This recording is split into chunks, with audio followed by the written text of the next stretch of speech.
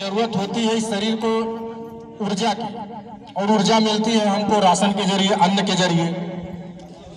मोदी जी एक ऐसन लड़का बन के पैदा भैन या देश खातिर जे अन्न के बारे में सोचे। पहले राशन मिलत रहा अंत्योदय कार्ड पे, लाल कार्ड पे। अब राशन किसी को भी ऐसा नहीं है, अगर उसका राशन कार्ड है, पात्र गृहस्थी में उसका नाम है, तो राशन अब सबको मिलता है। ये काम सिर्फ मोदी जी ने ही किया है। और राशन खाने के बाद, राशन मिलने के बाद उसको पचाने का काम शौचालय देकर अगर केहू करे हो तो प्रधानमंत्री नरेंद्र मोदी जी करे हैं। खाना खाने के लिए उन्होंने अन्न दिया हमको। बाहर जाने के लिए शौच में जब हमारी माताएं बहनें बाहर जाती है बरसात के मौसम में, मेड़ों पर बड़ी बड़ी घासें होती है, उसकी चिंता किसने किया? मोदी जी ने। कि अगर शौचालय रहेगा तो गांव में बहनें हैं, माएँ हैं या बहुएं आती है तो उनको खुले में शौच में जाना पड़ता था, बड़ी शर्मिंदगी उठानी पड़ती थी। पर मोदी जी ने क्या, शौचालय के माध्यम से हम लोगों को उस शर्मिंदगी से भी बचाया और उसका नाम इज्जत घर रखा गया। इसके बाद हमको आवास की जरूरत पड़ती है। आवास भी पहले की सरकारें क्या करती थी कि किसी गांव में 1 ठो 2 ठो 3 ठो 4 ठो देती थी।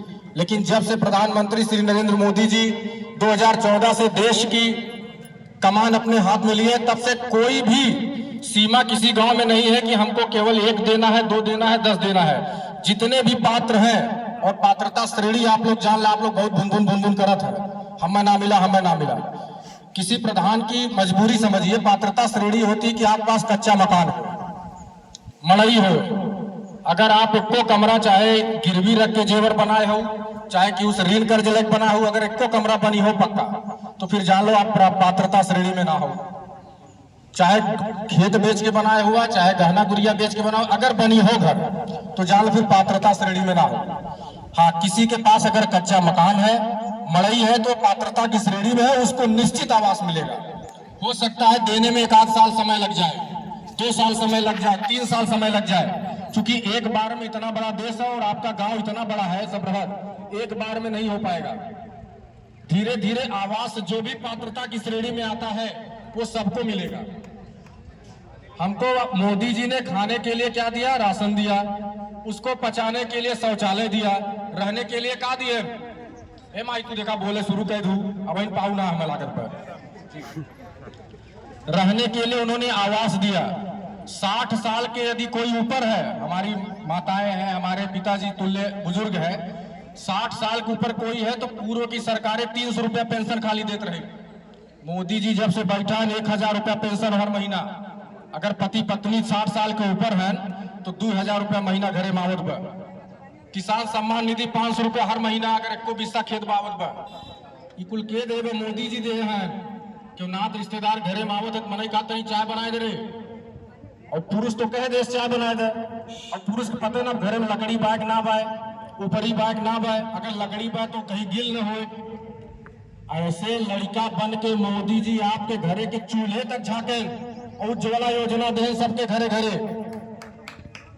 मोदी जी जैसा काम कोई करेगा? क्यों से उधार बाड़ी तनी 200-400 रुपया ले बीने मांगे लागी, और मोदी जी हर महीने में 1000 रुपया बुजुर्ग देते हैं। विधवा कोई हो तो दे रहे हैं, दिव्यांग के बा तो देते हैं। मोदी जी नेता बन के काम ना यह देश में करत है, बेटा बन के काम करत है। और ऐसे बेटा बन के काम यह है कि प्रधान मुकेश राजभर जी करत है, बेटा बन के काम यह है कि विधायक रमेश सिंह जी करत है। हम लोगों खातिर मुख्यमंत्री, प्रधानमंत्री, हम लोगों खातिर कौनो मंत्री हमारे यहाँ के स्थानीय विधायक रमेश सिंह जी हैं। और बेटवा की नाही कोनो बात बाह पकड़ के अपन कह सको सुनत जाता है। दूसर नेता होते तो प्रोटोकॉल लेकर होते, चाय ठारी बगले गनर खड़ा रहते, क्यों छुई न पावत। और पूर्व के नेता कुल देखे हो आप लोग कि आवा गाड़ी सारन बजाओ थी कहीं निकल आए, जे गांव के बहुत सम्मानित हो, घरे बैठ के चाय पियो धीरे से निकल आए।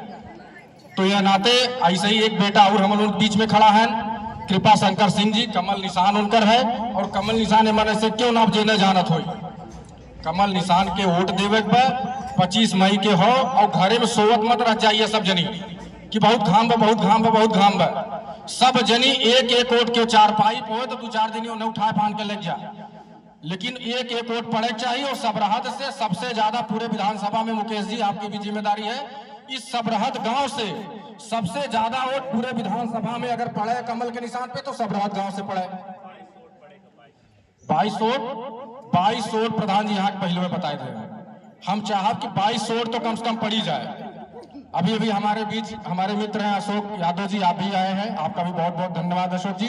मैं अब बहुत ज्यादा न कहते हुए हमारे अच्छे वक्ता के रूप में, सरल स्वभाव के और इस पूरे शाहगंज में एक नई विकास की गाथा लिखने वाले, लगातार क्षेत्र में बने रहने वाले मुख्य अतिथि के रूप में, मुख्य वक्ता के रूप में आदरणीय श्री लोकप्रिय विधायक श्री रमेश सिंह जी का हम आह्वान करते हैं कि आप अपने उद्बोधन से हम सभी कार्यकर्ताओं के साथ साथ आम जनमानस को उद्बोधन करें।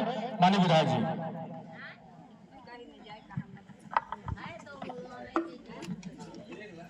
भारत माता की जय। इतना कम में ना चले, दिल्ली जाए क्या, लोकसभा का चुनाव है ना, दिल्ली भेजे क्या हो ना, तो आवाज कहाँ तक जाएगी? चाहे दिल्ली तक ना, तब आवाज एकदम जोरदार होएगा चाहिए। भारत माता की जय, भारत माता की जय।